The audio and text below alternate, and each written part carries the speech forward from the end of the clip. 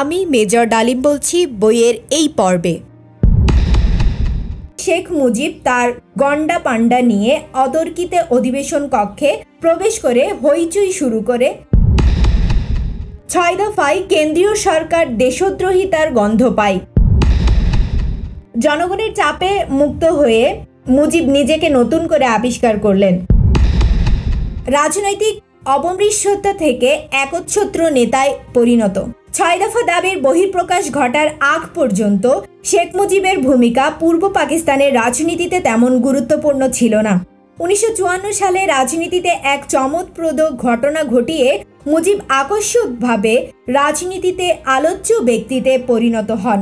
হক ভাসানীর যুক্তফ্রন্টের সংসদ অধিবেশন চলাকালে হঠাৎ করে শেখ মুজিব তার গন্ডা পান্ডা নিয়ে অতর্কিতে অধিবেশন কক্ষে প্রবেশ করে হইচই শুরু করে এবং চেয়ার টেবিল ছোড়াছুড়ি করে অধিবেশন পণ্ড করে দেয়।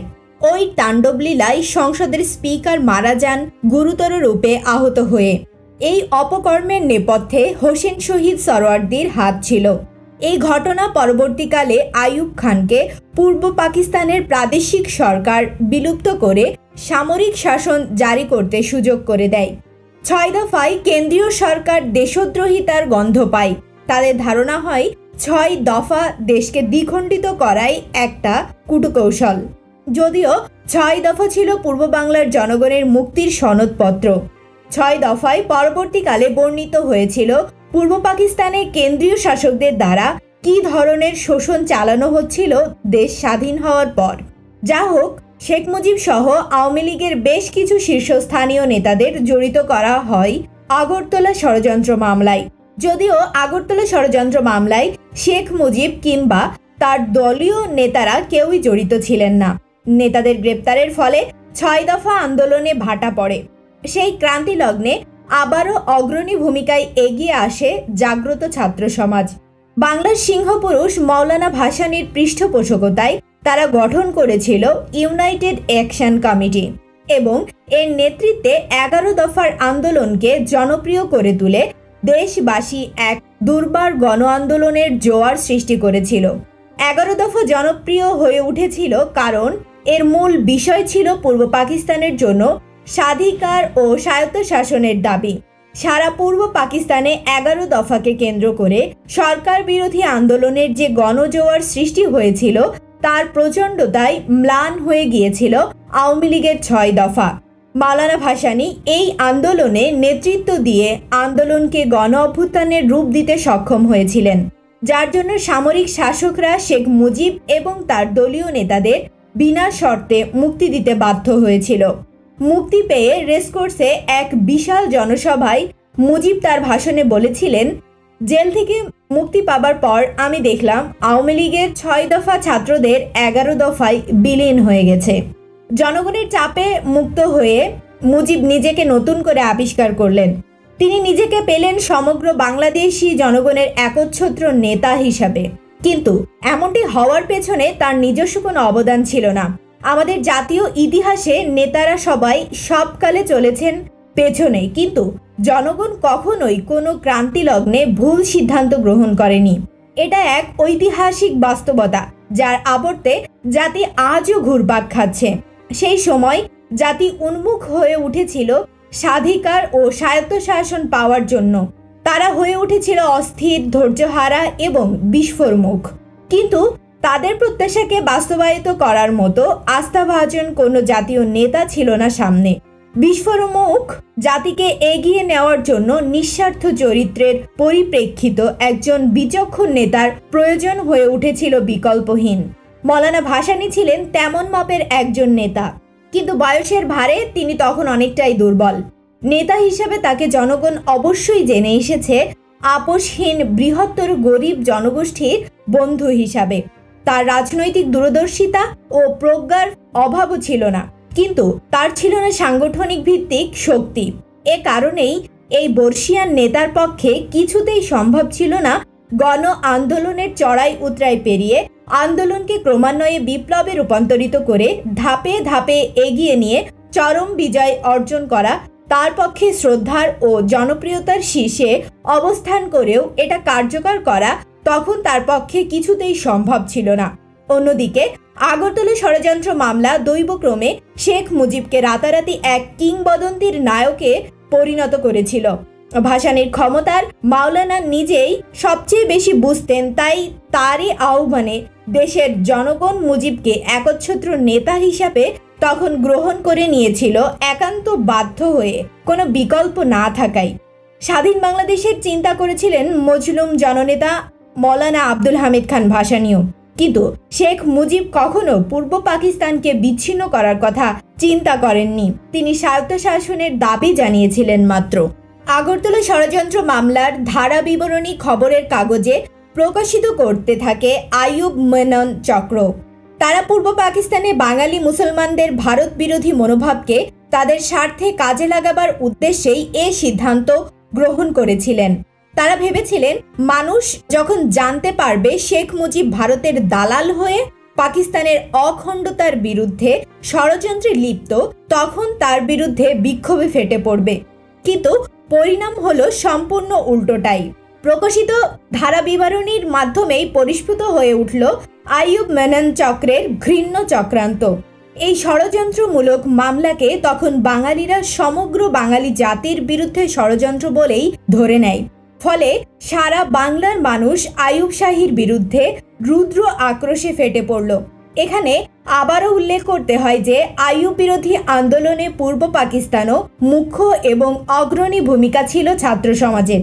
তারা ইতিমধ্যেই সংগ্রামকে একটি ঐক্যবদ্ধ জাতীয় সংগ্রামের রূপ দেবার লক্ষ্যে 11 দফার ভিত্তিতে ছাত্র সংগ্রাম পরিষদ গঠন করেন। 11 দফার ভেতরই বাংলাদেশের জনগণের আশা আকাঙ্ক্ষার প্রকৃত রূপ ফুটে ওঠে। 11 দফার ভিত্তিতেই বাংলার মাটিতে 1969 সালে গণ আন্দোলনের জোয়ারে এক প্রচণ্ড রূপ ধারণ করে ছাত্র সংগ্রাম পরিষদের 11 দফা দাবি। স্বৈরাচারী সরকার দীর্ঘদিনের অনুসৃত জনস্বার্থ বিরোধী নীতির ফলেই ছাত্র সমাজ ও দেশবাসীর নিকট ক্রমশ সংকটময় এবং বৃদ্ধি পাইতেছে। শাসন, শোষণ, নিপীড়নে অতিষ্ঠ ছাত্র জনতা আন্দোলনের পথে আগাইয়া আসিয়াছিলেন। আমরা ছাত্র সমাজ ও দেশবাসীর স্বার্থে নিম্নোক্ত 11 দফা দাবিতে ব্যাপক গণ আন্দোলনের আহ্বান জানাইতেছি। 1 ক সচ্ছল কলেজ সমূহকে প্রাদেশিকরণ নীতি পরিত্যাগ করিতে হইবে এবং জগন্নাথ কলেজ সহ প্রাদেশিকরণকৃত কলেজ সমূহকে পূর্বাবস্থায় ফিরিয়ে দিতে হইবে। খ শিক্ষার ব্যাপক প্রসারের জন্য প্রদেশের সর্বত্র, বিশেষ করিয়া গ্রাম অঞ্চলে স্কুল কলেজ স্থাপন করিতে হইবে এবং বেসরকারি উদ্যোগে প্রতিষ্ঠিত স্কুল কলেজ সমূহকে সত্বর অনুমোদন দিতে হইবে। কারিগরি শিক্ষার প্রসারের জন্য পর্যাপ্ত সংখ্যক ইঞ্জিনিয়ারিং কলেজ, পলিটেকনিক্যাল ও কমার্শিয়াল ইনস্টিটিউট স্থাপন করিতে হইবে। গ প্রদেশের কলেজ সমূহে দ্বিতীয় শিফটে নৈশ আইএ, আইএমসি, আইকম ও বিএ, বিএসসি, বিকম এবং প্রতিষ্ঠিত কলেজ সমূহে নৈশ এমএ ও এমকম ক্লাস চালু করিতে হইবে। ঘ ছাত্র বেতন শতকরা 50% হ্রাস করিতে হইবে। স্কলারশিপ ও স্টাইপেন্ডের সংখ্যা বৃদ্ধি করিতে হইবে এবং ছাত্র আন্দোলনে অংশগ্রহণ করার অপরাধে স্কলারশিপ ও স্টাইপেন্ড কাড়িয়া লইয়া চলিবে না। হল, হোস্টেলের ডাইনিং হল ও ক্যান্টিন খরচার 50% সরকারি সাবসিডি হিসাবে প্রদান করিতে হইবে। চ হল ও হোস্টেলের সমস্যার সমাধান করিতে হইবে। ছ মাতৃভাষার মাধ্যমে সর্বস্তরে শিক্ষার ব্যবস্থা করিতে হইবে। সকল শিক্ষা প্রতিষ্ঠানে পর্যাপ্ত সংখ্যক অভিজ্ঞ শিক্ষকের ব্যবস্থা করিতে হইবে। শিক্ষকের বেতন বৃদ্ধি করিতে হইবে এবং স্বাধীন মত প্রকাশের অধিকার দিতে হইবে। বর্গীয় জ অষ্টম শ্রেণী পর্যন্ত শিক্ষাকে অবৈতনিক ও বাধ্যতামূলক করিতে হইবে। ঝ মেডিকেল বিশ্ববিদ্যালয় স্থাপন করিতে হইবে এবং অটোমেশন প্রথা বিলোপ, নমিনেশন ভর্তি প্রথা বন্ধ, মেডিকেল কাউন্সিল অর্ডিন্যান্স বাতিল, ডেন্টাল কলেজকে পূর্ণাঙ্গ কলেজে পরিণত করা প্রভৃতি মেডিকেল ছাত্রদের সকল দাবি মানিয়া লইতে হইবে। নার্স ছাত্রীদের সকল দাবি মানিয়া লইতে হইবে। প্রকৌশল শিক্ষার অটোমেশন প্রথা বিলোপ 10% ও 75% রুল বাতিল, সেন্ট্রাল লাইব্রেরির সুব্যবস্থা, প্রকৌশল ছাত্রদের শেষ বর্ষেও ক্লাস লইতে হইবে। ট পলিটেকনিক ছাত্রদের কন্ডেন্স কোর্সের সুবিধা দিতে হইবে এবং বোর্ড ফাইনাল পরীক্ষা বাতিল করিয়া একমাত্র সেমিস্টার পরীক্ষার ভিত্তিতে ডিপ্লোমা দিতে হইবে। ঠ টেক্সটাইল, সিরামিক, লেদার টেকনোলজি এবং আর্ট কলেজ ছাত্রদের সকল দাবি অবিলম্বে মানিয়া লইতে হইবে। IIR ছাত্রদের 10 দফা, সমাজ কল্যাণ কলেজ ছাত্রদের, আইন ছাত্রদের সমস্ত দাবি মানিয়া লইতে হইবে। ঢাকা বিশ্ববিদ্যালয় সহ অন্যান্য বিশ্ববিদ্যালয়ে বাণিজ্য বিভাগকে আলাদা ফ্যাকাল্টি করিতে হইবে। ড কৃষি বিশ্ববিদ্যালয় ও কলেজ ছাত্রদের ন্যায্য দাবি মানিয়া লইতে হইবে। কৃষি ডিপ্লোমা ছাত্রদের কন্ডেন্স কোর্সের দাবি সহ কৃষি ছাত্রদের সকল দাবি মানিয়া লইতে হইবে। ঢ ট্রেন, স্টিমার ও লঞ্চে ছাত্রদের আইডেন্টি কার্ড দেখাইয়া শতকরা 50% কনসেন্সে টিকিট দেওয়ার ব্যবস্থা করিতে হইবে। মাসিক টিকিটও এইরূপ সুবিধা দিতে হইবে। পশ্চিম পাকিস্তানের মতো বাসে 10 পয়সা ভাড়ায় শহরের যে কোনো স্থানে যাতায়াতের ব্যবস্থা করিতে হইবে। দূরবর্তী অঞ্চলেও বাস যাতায়াতে 50% করে দিতে হবে। ছাত্রদের স্কুলে ও কলেজে যাতায়াতের পর্যন্ত বাসের ব্যবস্থা করিতে হইবে। সরকারি ও আধা সরকারি উদ্যোগে আয়োজিত খেলাধুলা ও সাংস্কৃতিক অনুষ্ঠানে ছাত্রদের 50% কনসেন্স দিতে হবে। মধ্যাহ্ন চাকুরির নিশ্চয়তা বিধান করিতে হইবে। ত কুখ্যাত বিশ্ববিদ্যালয় অর্ডিন্যান্স সম্পূর্ণ বাতিল করিতে হইবে এবং বিশ্ববিদ্যালয় সহ অন্যান্য সকল প্রতিষ্ঠানে স্বায়ত্তশাসন দিতে হইবে। থ শাসক গোষ্ঠীর শিক্ষা সংকোচন নীতি, প্রামাণ্য দলিল, জাতীয় শিক্ষা কমিশন রিপোর্ট ও হামিদুর রহমান কমিশন রিপোর্ট সম্পূর্ণ বাতিল এবং ছাত্র সমাজ ও দেশবাসীর স্বার্থে গণমুখী বৈজ্ঞানিক শিক্ষা ব্যবস্থা কায়েম করিতে হইবে। 2 প্রাপ্তবয়স্কদের ভোটে প্রত্যক্ষ নির্বাচনের মাধ্যমে পার্লামেন্টারি গণতন্ত্র প্রতিষ্ঠা করিতে হইবে। বাক স্বাধীনতা ও সংবাদপত্রের স্বাধীনতা দিতে হইবে। দৈনিক ইত্তেফাক পত্রিকার উপর হইতে নিষেধাজ্ঞা প্রত্যাহার করিতে হইবে। 3 নিম্নলিখিত দাবিসমূহ মানিয়া লইবার ভিত্তিতে পূর্ব পাকিস্তানের পূর্ণ স্বায়ত্তশাসন দিতে হইবে। ক দেশের শাসনতান্ত্রিক কাঠামো হইবে ফেডারেশন গণতান্ত্রিক রাষ্ট্রসংঘ এবং আইন পরিষদের ক্ষমতা হইবে সার্বভৌম। খ ফেডারেল সরকারের ক্ষমতা দেশ রক্ষা, বৈদেশিক নীতি ও মুদ্রা এই কয়েকটি বিষয়ে সীমাবদ্ধ থাকিবে। অপরাপর সকল বিষয়ে অঙ্গরাষ্ট্রগুলির ক্ষমতা হইবে নিরঙ্কুশ। গ 2 অঞ্চলের জন্য একই মুদ্রা থাকিবে।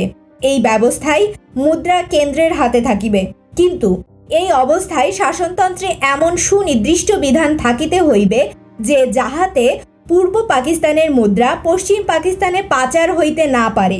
এই বিধানে পাকিস্তানে একটি ফেডারেল রিজার্ভ ব্যাংক থাকিবে এবং পূর্ব পাকিস্তানের জন্য পৃথক অর্থনীতির প্রবর্তন করিতে হইবে। ঘ সকল প্রকার ট্যাক্স, খাজনা, কর ধার্য ও আদায়ের সকল ক্ষমতা থাকিবে আঞ্চলিক সরকারের হাতে। ফেডারেল সরকারের কোনো কর ধার্য করিবার ক্ষমতা থাকিবে না। আঞ্চলিক সরকারের আদায়ী রেভিনিউয়ের অংশ নির্ধারিত আদায়ের সঙ্গে সঙ্গে ফেডারেল তহবিলে জমা হইবে। এই মর্মে রিজার্ভ ব্যাংক সমূহের উপর বাধ্যতামূলক বিধান শাসনতন্ত্রে থাকিবে। ফেডারেশনের প্রতিটি রাষ্ট্র বহির্বাণিজ্যের পৃথক শাখা হিসেবে রক্ষা করিবে এবং বহির্বাণিজ্যের মাধ্যমে অর্জিত মুদ্রা অঙ্গরাষ্ট্রগুলির এখতিয়ারাধীন থাকবে। চ পূর্ব পাকিস্তানকে মিলিশিয়া বা প্যারা মিলিটারি রক্ষী বাহিনী গঠনের ক্ষমতা দিতে হইবে। পূর্ব পাকিস্তানে অস্ত্র কারখানা নির্মাণ ও নৌবাহিনী সদর দপ্তর স্থাপন করিতে হইবে। 4 পশ্চিম পাকিস্তানের বেলুচিস্তান, উত্তর পশ্চিম সীমান্ত প্রদেশ এবং সিন্ধু সহ সকল প্রদেশের স্বায়ত্তশাসন প্রদান কররত সাব ফেডারেশন গঠন। 5 ব্যাংক, বিমা, পাট ব্যবসা ও বৃহৎ ভারী শিল্প জাতীয়করণ করিতে হইবে। 6 কৃষকদের উপর হইতে খাজনা ও ট্যাক্সের হার হ্রাস করিতে হইবে এবং বকেয়া খাজনা ও ঋণ মওকুফ করিতে হইবে। পাটের সর্বনিম্ন মূল্য মন প্রতি 40 টাকা নির্ধারণ ও আখের ন্যায্য মূল্য দিতে হবে। 7 শ্রমিকদের ন্যায্য মজুরি ও বোনাস দিতে হইবে এবং শিক্ষা, বাসস্থান ও চিকিৎসার ব্যবস্থা করিতে হইবে। শ্রমিক স্বার্থবিরোধী কায়দা কানুন প্রত্যাহার করিতে হইবে এবং ধর্মঘাটের অধিকার ও ট্রেড ইউনিয়ন করিবার ক্ষমতা প্রদান করিতে হইবে।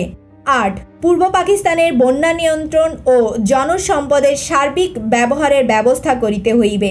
9 জরুরি আইন প্রত্যাহার, নিরাপত্তা ও অন্যান্য নির্যাতনমূলক আইন প্রত্যাহার করিতে হইবে।